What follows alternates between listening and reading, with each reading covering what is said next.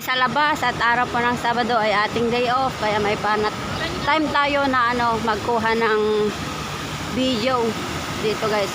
Ito ay tambay ng ating mga kapwa nating OFW dito sa naupo pag day off nila. Ayan. Kaso pag naulan talaga guys, wala kang choice, pupunta ka sa loob ng mall yan. Ito po yung sinasabing IFC Mall.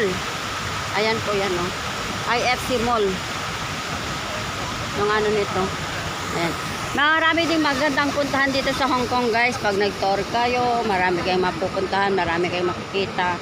Mga beach dito ay karamihan sa mga Pilipino na nagtutur dito ay beach ang pinupuntirya nila guys. Kasi sabi nga nila, kung magbuburakay ka na lang, magpunta ka na lang ng Hong Kong. Kasi lahat ng mga beach dito sa Hong Kong ay mapuntahan mo at libre, wala pong bayaran po yan. Ayan.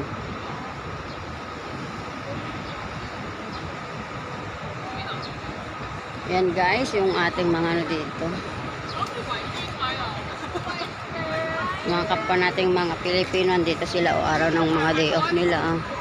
Dito sila naupo sa mga gilid-gilid na to. Ayan.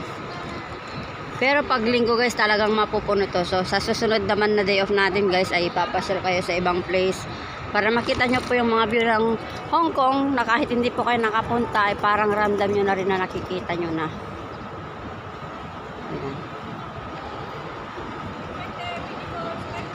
Ay, mamaya, bibili.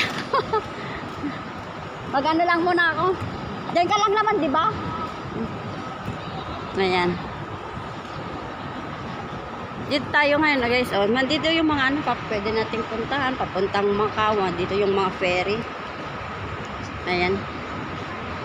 Mga kapwa nating mga Pilipino, mga ayan yung kagandaan kasi nito, mga mga ibang lahi na mga kaibigan nating mga kapwa nating Pilipino, kaya mas okay po yung magiging friendly ka sa bawat isa para makilala mo lahat ng mga pero hindi naman lahat ng tao ay sinasabi kong mabait, pero karamihan din sa atin talagang kailangan lang ng pagiging friendly, maunawain sa lahat.